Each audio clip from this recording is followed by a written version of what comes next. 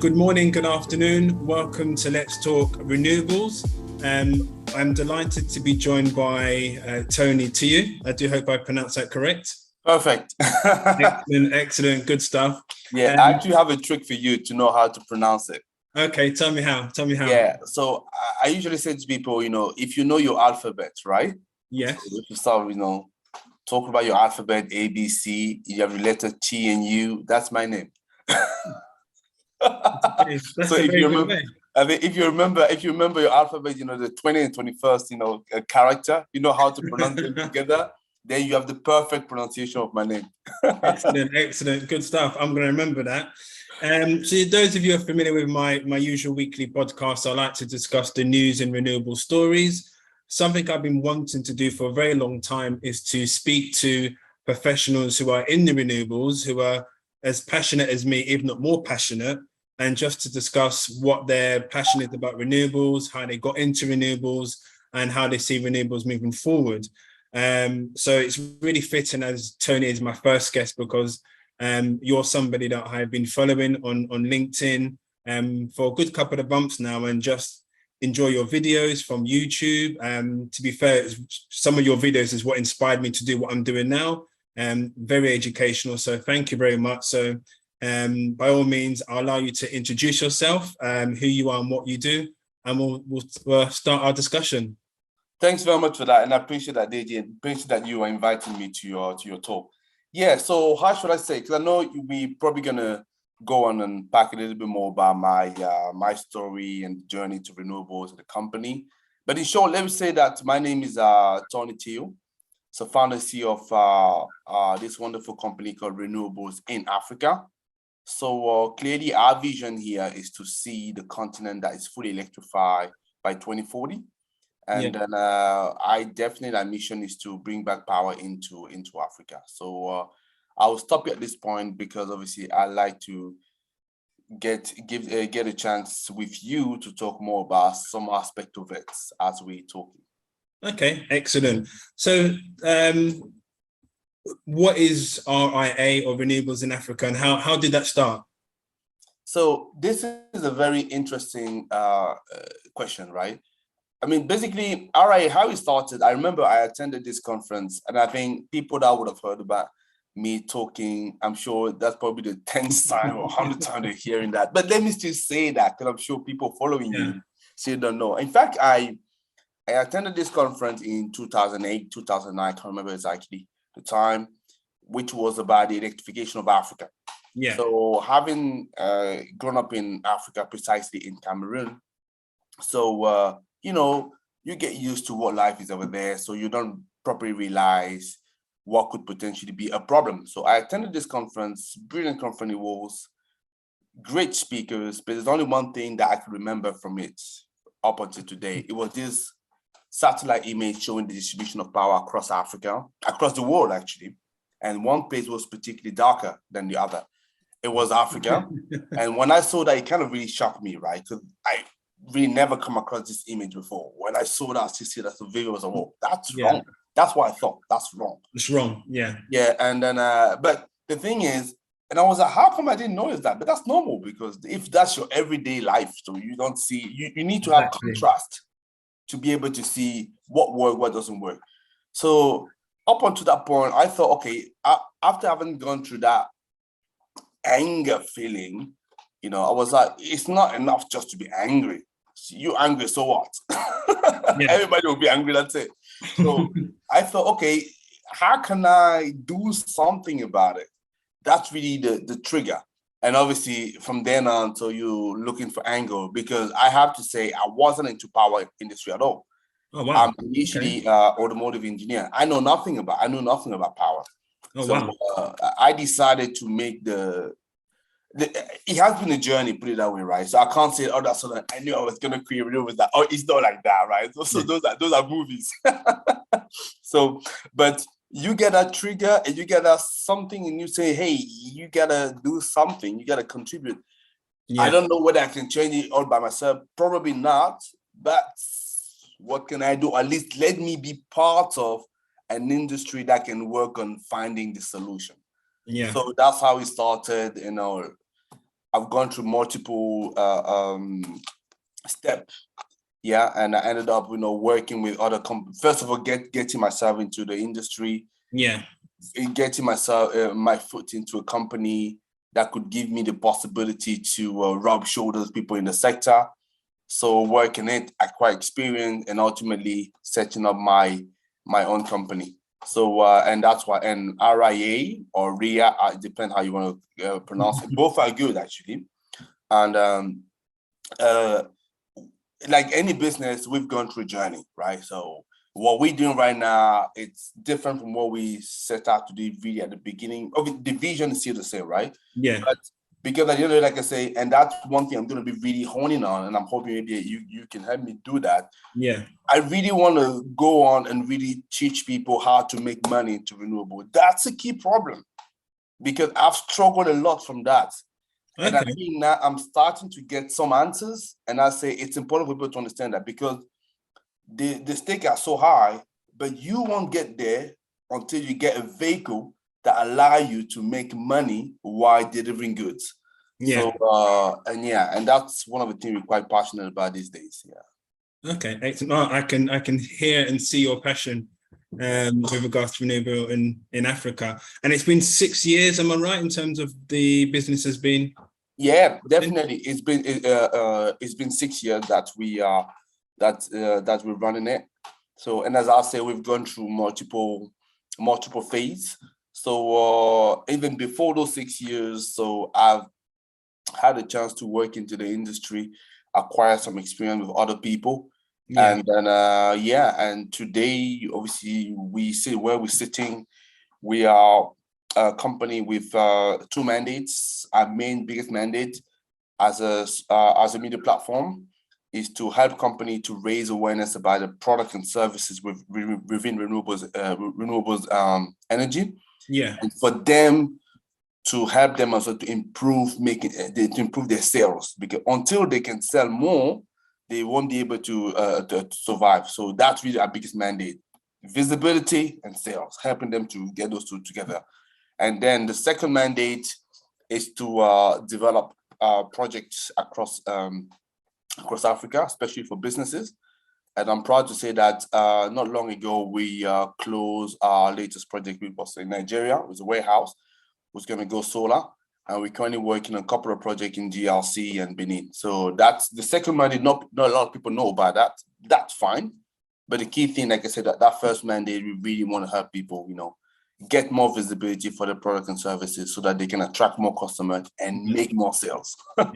It's interesting that I've noticed that you've said that point about making more sales, make more money from it, as in maybe that's a part I don't really hear other people say when they talk about, renewables, but you're very clear to say, companies need to see how they can benefit from it. Otherwise, then they're not going to. Well, put it that way, like I said, at least my experience should serve for something to people, like I say, right? Yeah. And just sitting there, what I'm talking to you about, I'm really straight honest with people. When I'm talking to people about getting to know it, clearly I have the passion. I'm not the only one having the passion.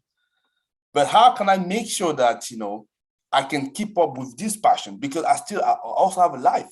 Like I describe myself, right? So basically, I'm a dad. I have two sons. I'm a husband. I have a wife. She want to make sure that I bring the money for the family. Yeah. So yeah.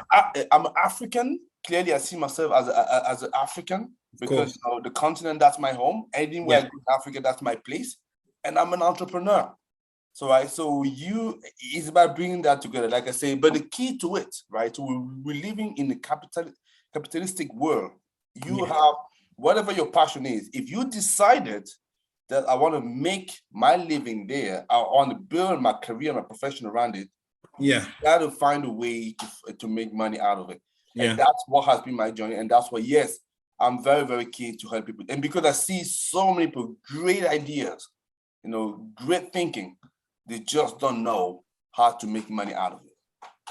Okay, no, very, very true.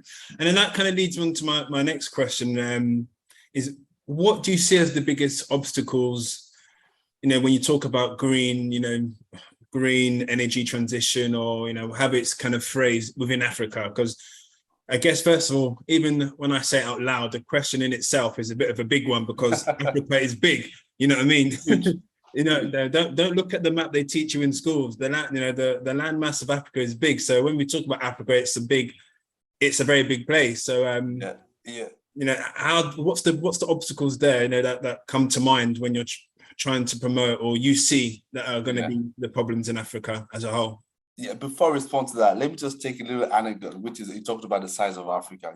Up until very recently, I didn't realize how huge this country was, right? Up until I saw those maps. I'm sure now it's getting, that's why it's good to deconstruct some image that we had. Yes. I talked about that image where people were showing that you could fit in Africa, United States, Europe. I was like, that's amazing. Visually, when I first saw that as well, it was just, because obviously you go through schooling, you see the map, and then when you see it and it fits, even when you see the map, you don't appreciate the size, but when they fit in the other continents and you start thinking, oh wow, that this is Africa is really the home of the resources, you can see why everybody fought so hard, from the French to the British to the Spanish to the Germans. You can see why they fought so hard, because of what you can fit. Exactly. That's the untapped resources. It helps to visualize it. Definitely. I think it's definitely mind blowing. 1 second. I just want to make sure that my laptop was connected. Yeah, it's definitely mind blowing. Yeah, absolutely. As we talked about that, I just wanted to point that out. Now, coming back into the challenges that you mentioned for how do we move into that energy transition, or whatever it is. Some people don't like the term, but let me just stick to that for now. At least most people are used to it. So I can see 3 key challenges plus one. I'll tell you what the plus one is. The first challenge I could see, it's technical challenge, in the sense that, to make it very simple, if you look at the fact that we're lacking power in Africa, is due to the fact that, as independent, the system that we build, we're there to serve a population that was way smaller than what it is right now. And I give you a proper example. I was just, I think I was in France a few days ago. My wife grew up there, so to my in-laws, and my mother-in-law, my parent-in-law, obviously they refurbished their house, have this beautiful house, very nice.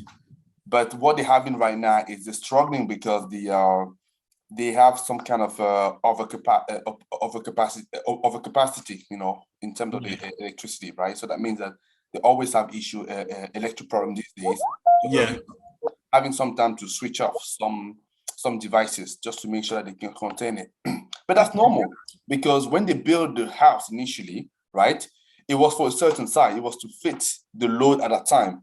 So, and that's a usual mistake that we make. We will actually upgrade the house, make it bigger, add this extension there, add those no devices. And when they build that, clearly we didn't have laptop. They didn't have laptop at the time. They didn't have mobile phone at the time. They won't have exactly. So these are what we don't see is additional load that you actually put in on the system, which relies still on the initial system that you build the house on. Yeah. Yes. If you take this image, you actually translate that into Africa. I understand. That's so back in the days, now we're 1 billion, right? We were probably at the time 400 million, right? So can you see and look at also the big cities that we have nowadays? Back in the days, it wasn't that populated, right? So very different now. It has significantly evolved, but our grid has not been upgraded. So not only it's old, it's still basically a system which is not fit for purpose anymore. Yeah. And then it becomes different. And then on top of that, you want to add in renewables, which is, I would say, I love renewable for sure, but there's also some issue with renewable that we need to recognize. The fact that it's intermittent, for example, right? And you need to know how do you fit it in. So all of that technically actually bring a big challenge. Yeah. And it's not like we have maintained those agri system. We've not. So that's a technical bit. The financial bit, as you know, it requires a lot of money to build on no capacity. Yeah. But not just to build on no capacity, but we also to maintain this thing. I was actually in talk with somebody, one of the gentlemen earlier on, who was telling me about the fact that it's impossible for you to say, I'm going to have a car, I'm going to use this car every day, but I'm not going to maintain it. But I expect the car to perform as it does, you know, for the next thing. It doesn't. Same thing. If we don't maintain it, most of the time when we talk about money as well, we only see basically the new generation, new construction. So what about the maintenance of what is anyway already existing? That's actually where the finance challenge is. So we need to build not only for the generation, for the transmission as well, but for the maintenance. I think that's another key thing. And as you know, we don't have a lot of money yet. Oh, at least should we say in Africa, right? We just don't know how to get this money. But let's say our governments don't know how to get the money to do that, yeah, or invest it. Now, after that, you also have the skills. So same thing, for you to build those systems, right, it requires a certain number of skills. You know, people, you could know how. You could see how a lot of the time those projects, we almost importing labor from abroad, which is not a problem. But if you say that you're going to develop because most of the time what people do or developer will do, which is also something we've been sort of working to improve, the majority of project developers in Africa tend to be not from Africa. 100%. Yeah, that's the problem. Is they will come and they will do it, and after that they will leave. Who's going to now look after that and maintain it? That's the problem, right? And also, I've talked to you about the fact that renewables will require new skills, right? That's in order for us to maintain it and make sure that it performs it better. And if you don't have skills locally, it becomes a problem. So you have all those things, basically, from a technical point of view, to the financial point of view, but also to the skill aspect. So you can see how the issue is that big. So those are the three that I've mentioned to you. But the plus one for me is the big difference.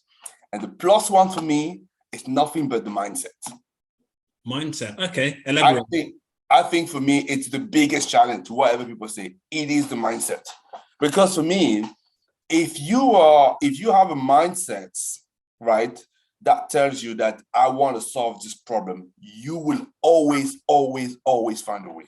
Always find a way to put the right system, turn things around completely, right? So I know people like to talk about the Emirates as an example, and I like also to take this example. Those are places 20 years ago, they were nothing. Nothing, right? Is it? Now we all want to go there. We all want to say, when I'm thinking about having a couple of weeks vacation, I want to go to Dubai, the desert, and then go back. Exactly. So what I'm saying, there is no reason why we wouldn't be able to do it. Never mind all the issues that I've mentioned. I'm just saying it's about, first of all, having the right mindset, sitting and say, hey, I want to address it. How do we do it? This is, for me, our biggest problem. Once we solve it, we can solve everything else. So as you said, you think that's probably a big problem at the moment then with the mindset of, would you say it's people or more governments that they just don't have that mindset of wanting to solve the problem? I think it's all of us. And this is the thing as well. So usually we like to, bounce the problem to somebody, say, hey, he hasn't done it. Government is at fault, but we also at fault, because at the end of the day, who is electing government? Whether or not the election is straightforward, but we still the one, basically. So who's putting those guys into power? That's it. So that's why I say it shouldn't be. And the thing is, sometimes even people that complain, as soon as they get into government, they do the same thing. Yeah. So this is why, for me, I say it's everybody. So that's why I'm saying, when you see any problem, and that's the approach that we've been advocating for, you should see yourself as somebody who can actually really contribute to the solution. Just don't say they've done it, they've done that. So never mind how bad things are, what can I still do? So that's the kind of thinking I believe we should have. Yeah. Okay, excellent. And then, just to expand on that, obviously we talked about Africa being a big continent, and it's hard to group all of Africa's problems as in one, as they can be solved by one. Do you see particular regions or particular countries who are taking the steps in the right direction to meet this challenge, and perhaps that other countries should be looking at them as the kind of template or the kind of, the people who are setting the agenda. They're not waiting to be told how to do. From your experience, which countries do you see as? So there definitely there's always some green shoots, definitely. So but I'll stick to renewables, because I think we can expand it, I'm sure, to economy or other things. But sticking to renewables, I would say there are a few countries doing things that I found are interesting to see, definitely.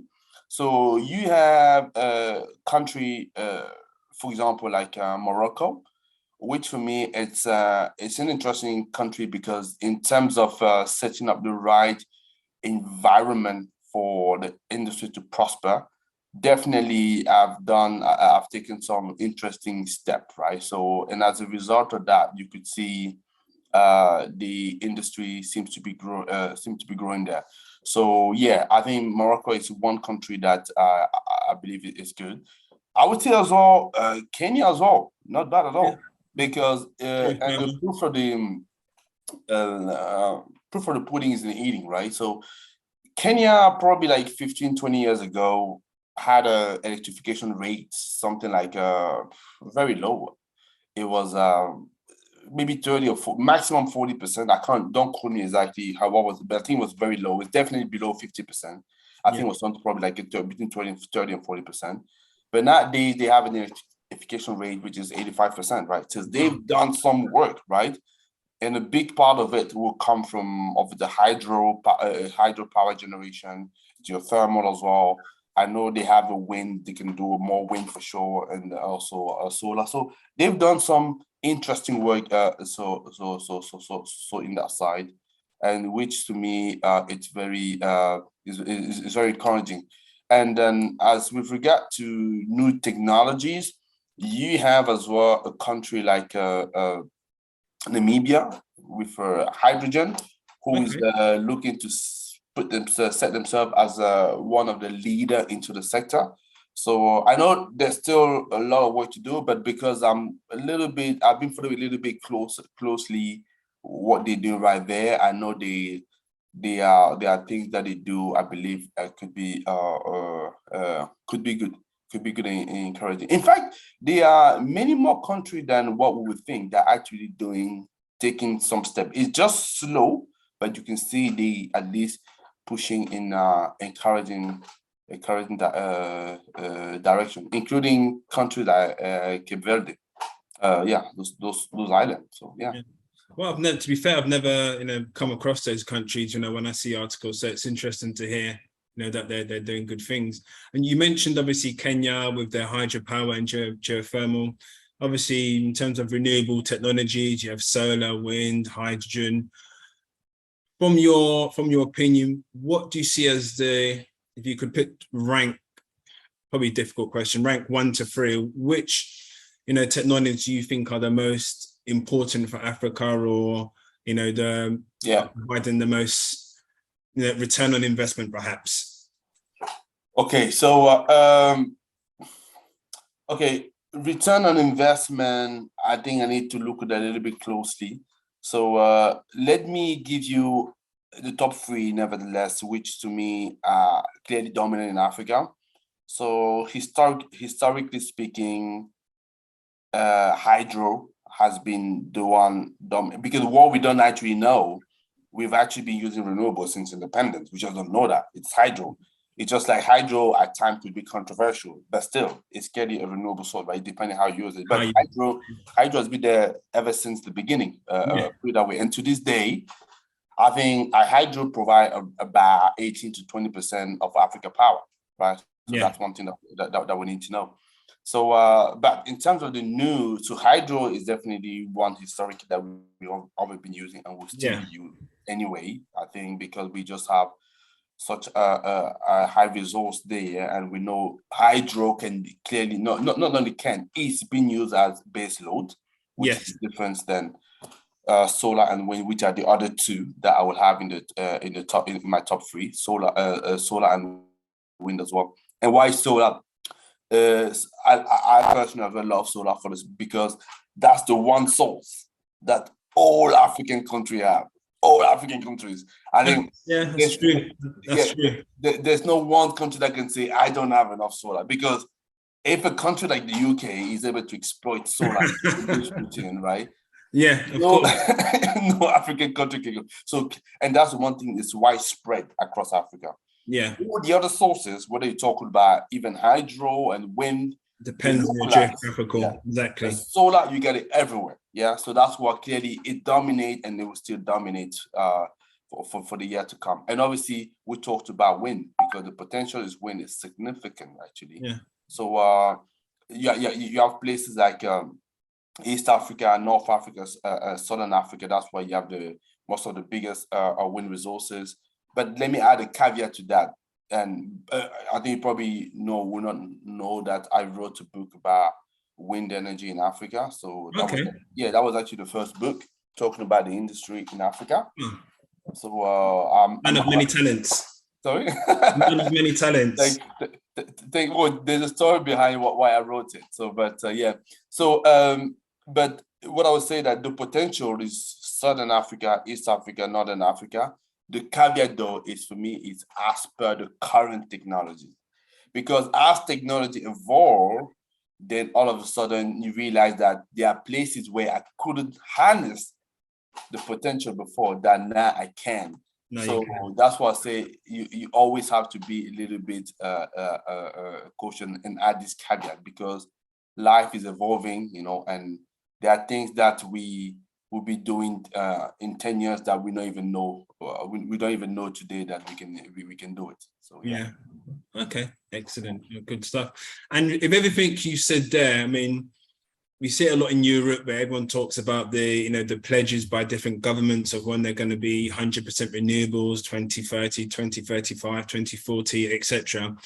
In terms of targets that have been set in Africa, do you feel that these are realistic targets, or do you think Africa still has a way to go to meet the targets that they've set as a whole in terms of the climate change? So there's two ways to look at it. So first way, I would say, and that's probably also the engineering part of me. Okay. It's important. I think I like people like Tony Robbins, if you want, and all those gurus people will say. I think Tony Robbins, I want to say where he says that you need to look at life as it is, the reality as it is, but not worse than it is. Yeah, it's very important. Yeah. So, just to say, looking at life the way it is, those targets for the moment are not realistic for Africa. That's, I have to be open and honest as well. So if you're telling me that are we going to be completely carbon neutral by 2050, if we're going at the current pace, no, there's no way we're going to do it. That is clear, and we need to recognize that, and we're not going to be also 100% renewable. No, it won't happen before a certain time. I mean, at the pace at which we are. Okay. Yeah. Shall we, now the other side of the equation, shall we set ambitious target? Absolutely, because this is what's going to drive us. Exactly. That's what, because like I say, I think you can't just take realistic targets. Otherwise, you're not gonna, you're not gonna develop new capabilities. You're not gonna grow. It's like, when people say, I usually say, because we know, sometimes I like to refer to those kind of examples, but only when it suits us. But it's important to say that, when, what's the name? President, what's the name again? Oh, this famous American president, when they say went to the moon. Kennedy. Okay. Yeah. Said that the US is going to go to the moon end of the decade. People thought it was crazy, right? So end of the sudden, but that's actually what put it out there. Exactly. Yeah. Now, even taking maybe close to home, an African example, some of our forefathers say that we were going to be independent, and I'm sure at the time people would be like, "You crazy or what?" We've been here, so there's no way we're going to be ever going to be independent because of blah blah blah. It happened. So we also need to set ourselves ambitious targets. Yeah, target that we believe are not attainable right now, but that's what we're going to drive us. if we can't get completely over the target, we can get certainly very close to it. That's right. Of So course. that's what I'm saying. Yes, at the moment, it's not achievable, but we should still set ambitious targets. That's the reason when you come back to RIA vision, we say we want to become, we want to see Africa become fully electrified by 2040. Because 2030 for me, it's not doable personally. Yeah. But I believe with the right approach, the right mindset, as I say, I believe 2040 is possible. Why? Again, I'm taking an example like Kenya. That's one example. Kenya is not the only one. Ghana has done kind of thing, where like they were 20-30% access rate. 20 years ago. Now they're 85, right? Yeah. So we are in 2022. There's only 18 years for us to go to 2040. So it's possible for Kenya, for example, to reach 100%. And one thing that, in fact, there are 3 countries like that have made significant progress. You have Kenya, you have Rwanda, and you have Ghana. And usually what I say to people is, if you believe that it is impossible to achieve, just look at the countries that have done well. Let's see what we can learn from them and replicate that. Because now, fortunately for us, we now have examples that we can follow. And those 3 countries that I mentioned, it's not just me saying that. These are actually coming from reports that the IEA has produced, which is International Energy Agency. They usually produce every year a report called Africa Energy Outlook. And this is the thing. I know there's so many. The reason, for example, you see in my live, I talk about this because I know there's good learning out there, but just people don't read it. People don't read it anymore, right? We like those tweets. Everything's visual. Everything's visual to read. But I guess that's also why you have people like myself helping to fill in these gaps. So I would just say you have those 3 countries clearly we're standing now. And I'm saying, if we want to see how, Africa is very different, but at least we can learn that. I'm sure there are things that we can learn that those countries have done, and other countries can follow suit. And if we apply that, all of a sudden we find ourselves that yes, it should definitely be doable to get to 100% electrification by 2040. That's how I see that. Excellent. No, that brings it full circle, back to renewables in Africa. If I could say in 10 years' time, how does the business look? What are you doing? Are you president? I wouldn't be surprised, like Kanye West, said he's going to be president. I'll see you as president one day. I think if there's one place I would love to be president of Africa, if that ever existed. Well, the thing is, I've always said I would love to have an African Union passport. I would just love it if I could get it. But that's just a personal thing. As a company, in 10 years' time, definitely, I'm hoping that definitely we are much bigger than what we are right now. So we clearly, 100 millions turnover, if no more, if not a billion, why not? So that's certainly what we're pushing for. But clearly for us, we see ourselves as a big multimedia out there, because it's important for us to inform people first, to tell us about how things look like. Like I say, we simplify renewable energy understanding for people. That's what we want to do. And we clearly as well want to make sure that we have contributed to physically have built a project across the continent. It's important to see that. And we also want to make sure that we've actually contributed as well to fund it, our project, but also other people's projects. In fact, we see 3 aspects. There's a multimedia side, there is the engineering part, and there is the funding part. This is actually what we're building within renewables in Africa. Excellent, no problem. Well, no, that's been very, very useful. I'd like to just finish off with two quick questions. First one being, what advice would you give your younger self? This can be both professional or personal. So this is the question I want to ask anyone I interview. Just what advice would you give your younger self? That's such a brilliant question, and I would say I think business can be very, very business can be very tough. There are 2 types of people that you want to avoid in business. So the first thing I want to say. and I learned from my experience. It's very difficult. The first thing is you want to avoid, people that talk BS, right? So I know there are some young people listening. I don't want to pronounce the word, but we all know. Yeah, we all know what BS is. Yeah, exactly. So people talk BS, avoid them, right? So they just time waster, big time, and lose you time and money. Yeah. The second type of people that you also want to avoid, people that are naive. Okay. It's counterintuitive, but yes, people that are naive. I'm talking about in business. Yeah, I'm not talking about in business, because naivety doesn't pay. So you got to understand actually what you are doing in what area that you're evolving, right? And that's very, very important, because naive people as well, they lose you a lot of money and time. And I'm saying that I used to be naive. I'm certainly probably still a little bit naive, but I'm learning not to be that anymore, so that I can actually progress and make and move forward. That thing, like I say, it cost me a lot of time and a lot of money. That's why I really will want, and I'm saying that really because I want people to avoid it. Yeah.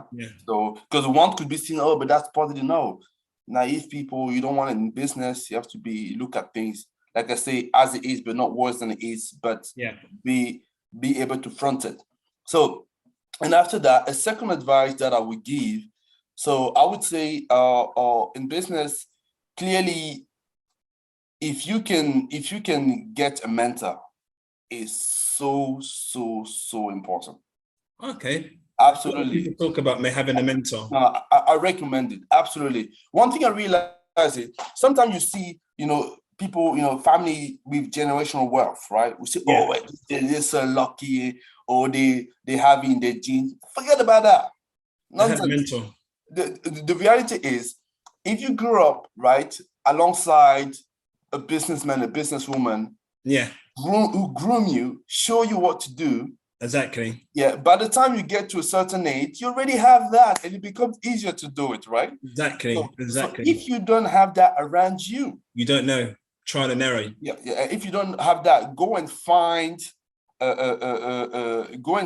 obviously those people that can bring you, that can bring that to you, and that's how you have the mentor. In any way, it's a mentor, whether it's informal or formal. But make sure that mentor or business coach or whatever, you save a lot of money. Knowledge. Absolutely. Yeah, absolutely. Because then you will know what it doesn't mean that you won't make mistake. You're still gonna make mistake. Yeah. You're just not gonna make mistake that's gonna kill you. Yeah, that's true. Business-wise, that's what I'm talking about. Business-wise. Yeah. The third advice I would say, definitely you have to understand there's 3 things you want to invest into. Absolutely important. Number 1, invest into yourself. Because that's the one investment you're never going to lose. Because as you grow your skill, you're going to use that. I've invested in myself big time, right? Because like I said, remember, I started from not being in the sector at all. Yeah, I was an automotive engineer. I knew nothing about power, nothing about renewable energy. Thought myself, invest into yourself. That's number 1. Number 2, invest into your business. Very, very, very, very important. Because for your business to grow, you have to invest into it. You make sure that you bring all the resources you need, all the coaches that you need to make sure that the business grow. That's fine. Yeah. And number 3, you're now investing into assets. When you invest into assets, that's how you become really wealthy. And those are actually the steps. And I'm talking to you, those are things that I've learned the hard way. Yeah. And I'm working to get it right at the moment. But my younger self, if you want to go faster, maybe if I had applied that at the beginning, I would have been much further into my journey. That's what I'm saying. The whole point as well for me, I would love to see somebody saying that, for example, like you said, like you've been a little bit inspired, what I do, that's great. But if you get it, if you can learn it from that and go faster, I'd be the happiest man. Absolutely. So that's those are the 3 advice that I give to my younger self. If you do that, I think, it will be a lot different. I very agree. I mean, and obviously I didn't even know your answers beforehand, but the invest in yourself, I think, is a key one that, and it's funny, my wife always says that as well, about, doing courses, extra studies, invest in yourself, because it's you can't go wrong. You have. Yeah, especially I know sometimes Africans, so let me just focus a little bit on Africans. I know you probably have a wider audience, yeah. But sometimes Africans, we don't like to invest to ourselves. We think everything will come for free. They say, come on, man. I think at some point in time, you gotta, like I say, and when you maybe approach somebody, you want to, give him a course, and you will give him what is the investment for that. I say, oh, why would I do that? This is I can find it for free on the internet, on YouTube. I say, okay, well, listen, you'll find pretty much anything on how to become a doctor on the internet. Are you becoming a doctor either way? No, it's not because you've seen that there. No, there's a lot of different actually being properly groomed and take you through what are the different steps. You may know what are the ingredients, right? But how do you make it a recipe? It's different, completely different. So yeah, I will support. I think that's probably why she's married to you. That's the why. Excellent, good answer. And final question is, what could everyone watching, what could they do right now, this second, to help achieve 100% renewable energy status around the world? What could anyone do right now? What simple step, big or small, that we could all do right now? Okay, very quickly, I would say, first of all, you definitely have to support what we're doing. Yeah. So there's a reason why we're doing live every day, at least twice a week, right? And we present in all those different channels, because the idea is to inform as many people as possible. Yeah. Because some of the learning that I have, I promise you, I think it's not that easy to find, right? But you have people like myself. I'm not the only one. I'm not just saying I'm not the only one. But if I speak to you and if you find what I'm doing useful, then make sure that you connect, you tune in, you engage. Don't stop it there. Spread the word. Yeah. Spread the word, because it's 100% spread the word, because you don't know who may come across it. Exactly. Like it and how it may turn out. So that's what I would say. That's what I said. I also have this other say, which again doesn't come from me, but I've adapted a little bit for me. It's like knowledge. Knowledge. We say knowledge is power. For me, knowledge is not really power. Knowledge is potential power. Apply knowledge is the power. So when you're learning something, what are you doing with it? That's the thing. So you can already start sharing that with people immediately. Yeah. This is how you contribute, because in the live that we do, regularly speaking, we usually giving tips and hints to people, whether you are a professional, whether you're a business, whether you're an investor, that we're giving tips and hints that you can already apply, right? You can really, and obviously there's many other things that we are that we're sharing. So that would say that's what I see what they can do immediately. But again, I'm not the only one. Feel free as well to connect with other people. But for me, this is the low-hanging fruit. By doing that, you come across other things that may speak to you a little bit more, because it's a whole new industry, but there's a bigger opportunities. Pretty much everybody, wherever you're coming from, can connect. You just need to find the right angle. But for that, you need to start listening to people, basically then know maybe one or two things more than you do at the moment in order for you to get to where you want to. Excellent. Two very good answers, Tony. This is why you were my first guest. Thank you. I appreciate that. No, well, again, thank you so much. I think I took you over the 30 minutes. I promise. I said it would be no longer than. Very inspiring, and I'm sure people watching and listening as well will be inspired by the work you're doing with renewables in Africa and wider field. As I said, make sure to follow Tony and the work he's doing, the YouTube channel. I've watched several of your live sessions on LinkedIn as well, very useful. And I can see that you've written a few articles as well, Forbes, not to mention many. I think so. So follow Tony and the work he's doing. It's amazing. And again, thank you very much for being my first guest and just sharing what you do and your passion about renewables. No, thanks for that. I think it's an honor for me to be on your platform, especially as a first, and keep doing what you're doing. And if there's anything I can do to help, I'm more than happy to contribute. No problem. Well, thank you very much, Tony. Very much appreciated. Have a wonderful week, and I'm sure we'll catch up again soon. Excellent. Thanks for that. Thanks, Dave. No problem. Thank you.